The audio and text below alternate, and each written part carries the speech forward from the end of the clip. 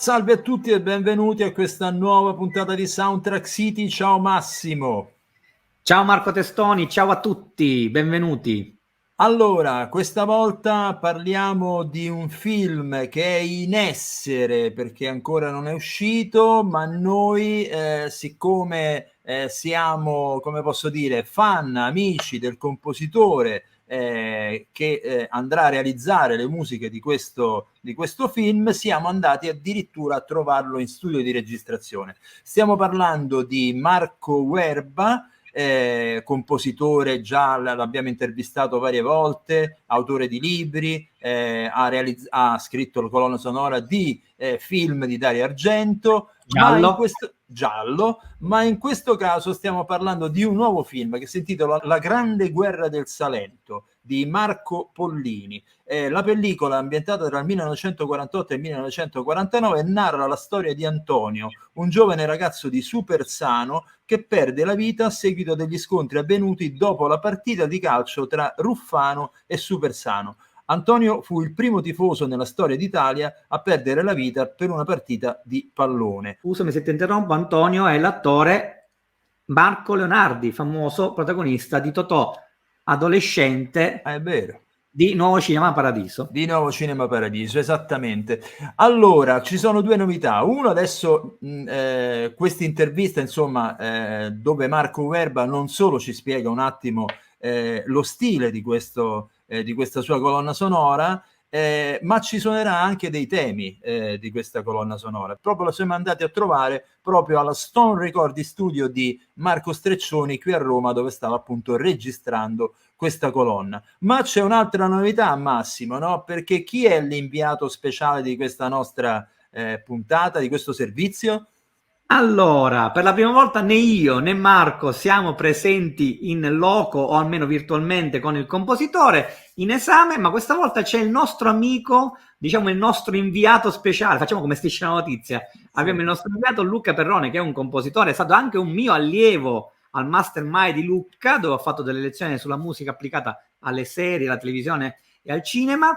È un bravissimo ragazzo che ha anche un bel piglio di intervistatore e di montatore, perché lui ha realizzato tutto il servizio che andremo a vedere. Quindi vai Luca Perrone, come si fanno a Striscia. Esatto, e poi diamo un po' di spazio pure ovviamente ai giovani. Quindi allora andiamoci a vedere questa puntata con Marco Werb che ci parla della grande guerra del Salento. Alla prossima, ciao Massimo. Vai Luca.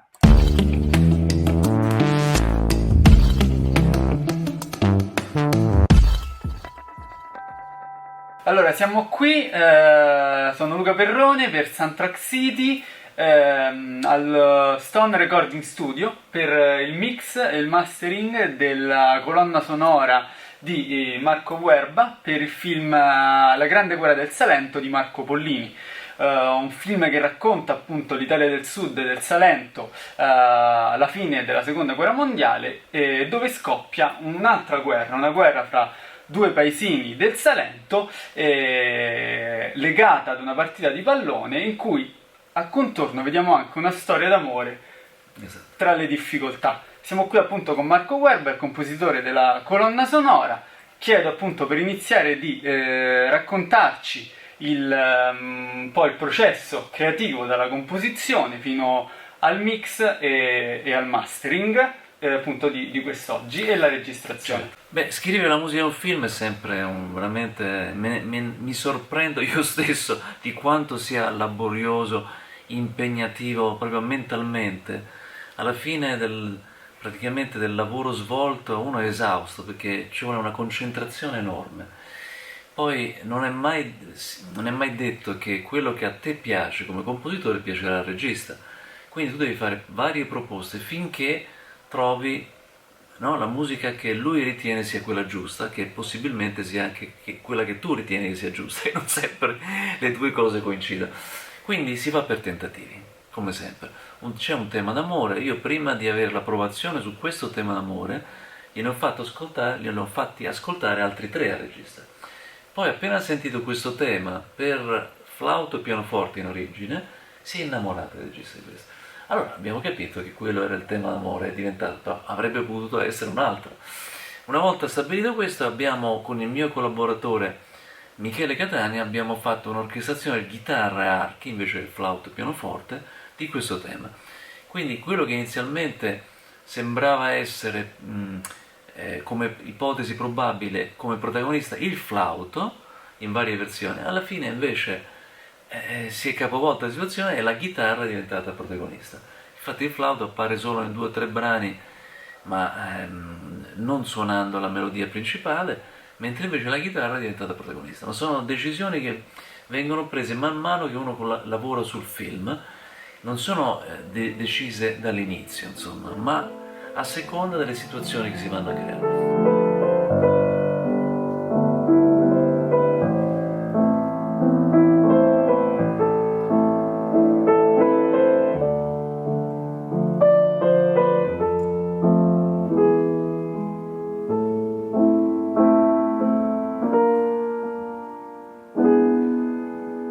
Sesta napoletana.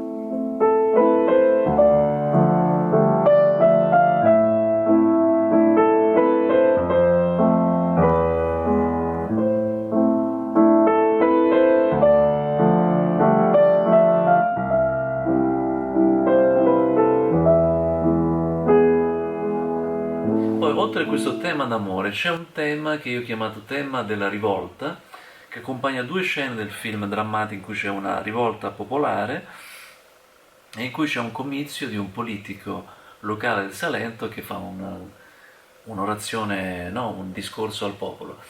Dopodiché c'è un brano al quale abbiamo lavorato tantissimo, tantissimo, io e il mio collaboratore Michele, sincronizzando proprio quasi alla perfezione musica e immagini, seguendo tutti i sync che noi ritenevamo, io ritenevo importanti.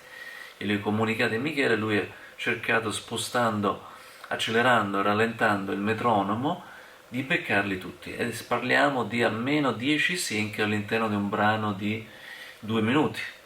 Quindi non è facile. L'unico modo di ottenere questi sync è accelerare e rallentare il metronomo, cosa che poi complica la vita all'orchestra che deve suonare, ma come dicevamo prima, anche Goldsmith, quando ha inciso le musiche di Leviathan, ha dovuto fare nello stesso modo, ma tutti i compositori. Non ci sono altre soluzioni se non lavorare appunto con questo metodo di accelerare e rallentare il metronomo per garantire i sync. Dopodiché questo brano, che è appunto legato all'assalto alla corriera, e viene poi con una variazione ripetuta in una scena di un agguato. Quindi essenzialmente ci sono questi tre temi: il tema d'amore, il tema della rivolta e il tema dell'assalto alla corriera. Poi ci sono dei gruppi del Salento che hanno prestato, diciamo così, a Marco Pollini dei brani tipici del Salento, e invece un cantautore salentino che ha scritto una canzone ad hoc per i titoli di coda. E poi c'è un brano, il tema mio d'amore, che Michele ha trasformato in una taranta, cioè un brano proprio tipico salentino, però usando però il tema d'amore.